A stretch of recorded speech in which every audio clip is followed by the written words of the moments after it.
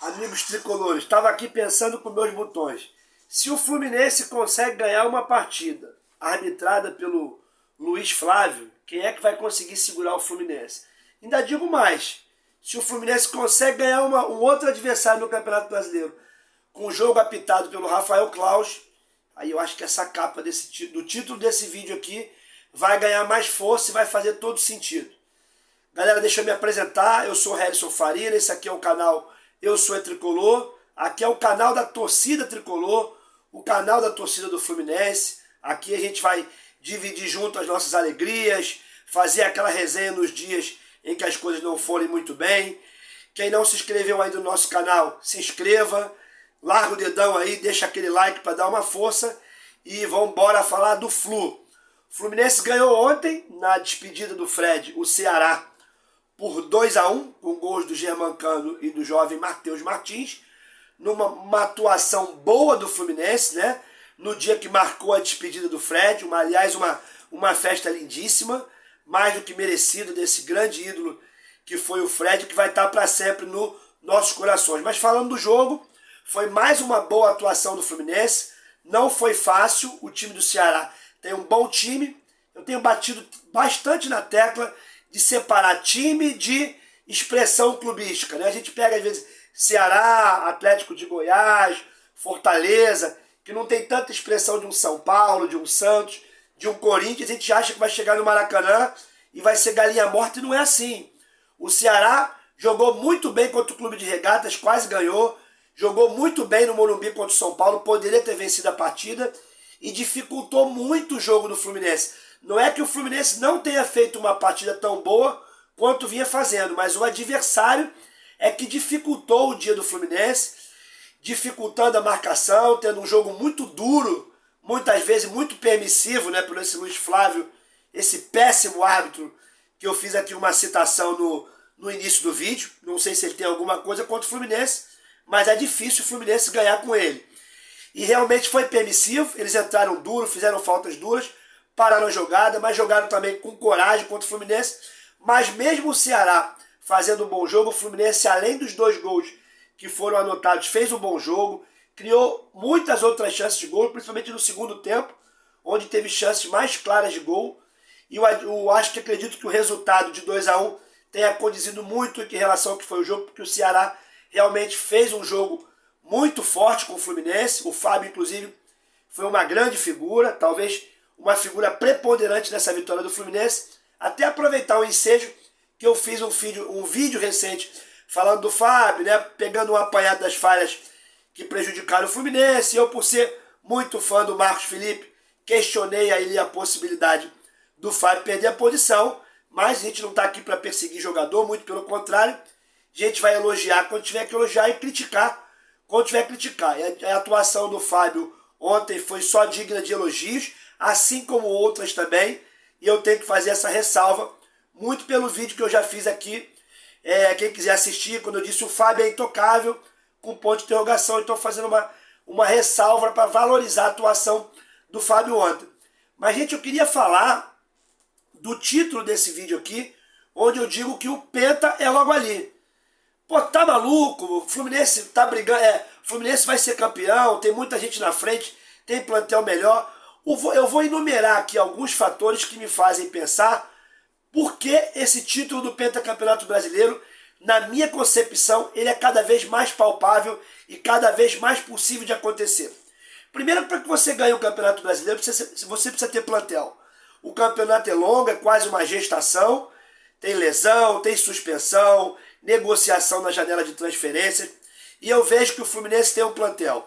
Tem 2 bons goleiros, tem uma gama de bons zagueiros. Você vê como opção no banco hoje o Lucas Claro, o David Braz, que até outro dia era titular, o Felipe Melo, que é volante, mas também faz a zaga diária. Ainda tem o David Duarte, que são o Matheus Ferraz, que ainda está no plantel, mas pouco é utilizado e muitas vezes nem relacionado é.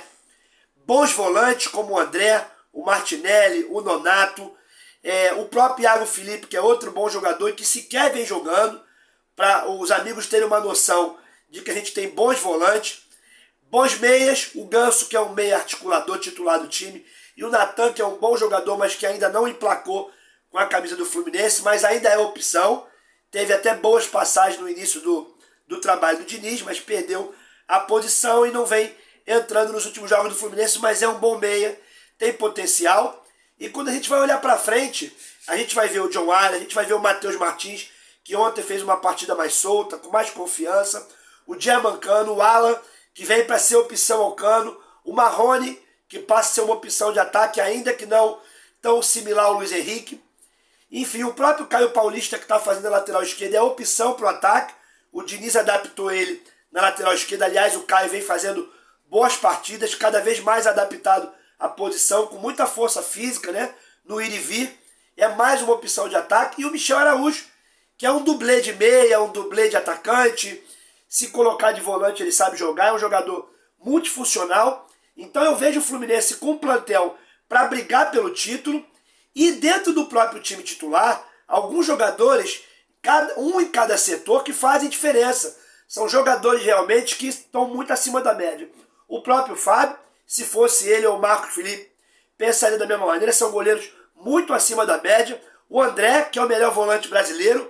O Ganso, que é para lá de um craque, que é genial.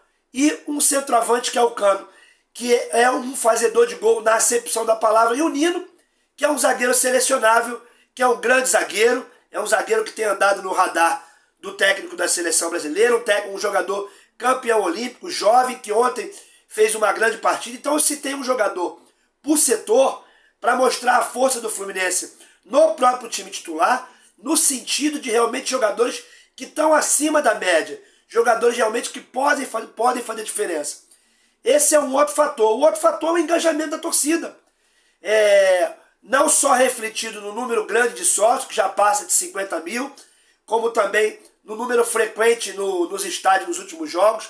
É lógico que essa despedida do Fred, essa semana que envolveu a despedida e a semi-despedida contra o Corinthians, movimentou muito esse número de associados, a presença no estádio, mas não é só isso. O Fluminense pratica um bom futebol.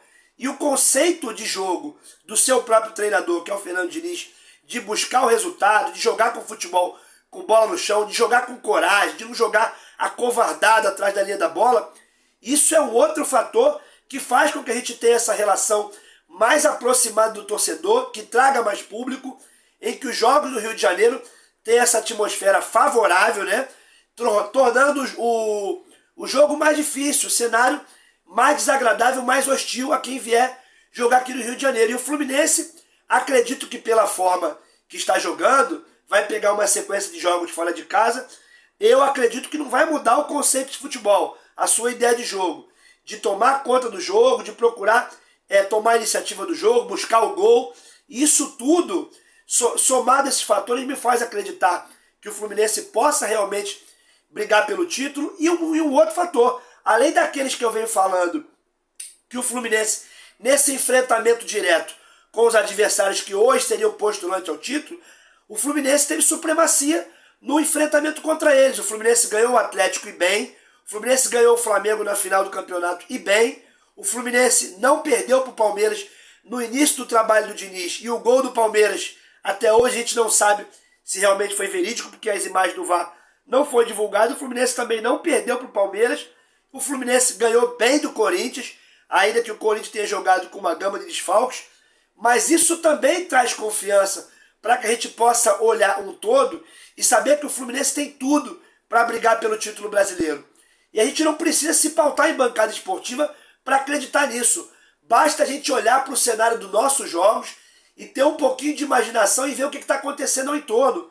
Não tem ninguém jogando futebol melhor que o Fluminense. Não tem nenhum time que seja um bicho-papão. O Palmeiras já está oscilando. Palmeiras, com esse empate hoje contra o Fortaleza, se não estou enganado, já é a terceira partida sem ganhar. O Fluminense já encostou definitivamente no bloco da frente, que estavam muito à frente do Fluminense. Eles faziam um campeonato diferente do Fluminense. Era um bloco de cima, o Fluminense de um bloco intermediário.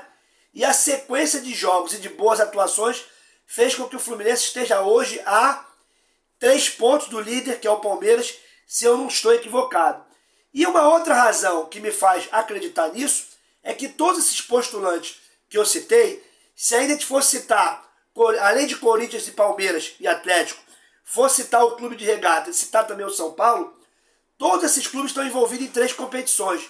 Querendo ou não, isso gera mais desgaste, mais lesão, mais problema com o plantel, fazendo com que, dependendo da tabela, poupe em alguns jogos do Campeonato Brasileiro, priorizando os jogos de Copa. O Fluminense, de repente, vai fazer alguns enfrentamentos com esses adversários com o time titular mais fragilizado. Então, levando esse número de situações, eu acredito realmente que o Fluminense possa ser campeão brasileiro, levado e somado tudo aquilo que eu estou falando aqui, para ganhar força e corroborar com essa ideia de que eu acredito que o Penta é logo ali. Estou sentindo cheirinho de Penta, eu acredito no Penta Campeonato Brasileiro. E vocês? Será? Acho que eu estou exagerando? Deixa a opinião de vocês, deixe seu comentário, deixa seu like, se inscreve aqui no nosso canal, divulguem para os familiares, divulguem para os amigos. E até o próximo vídeo, galera. Fui!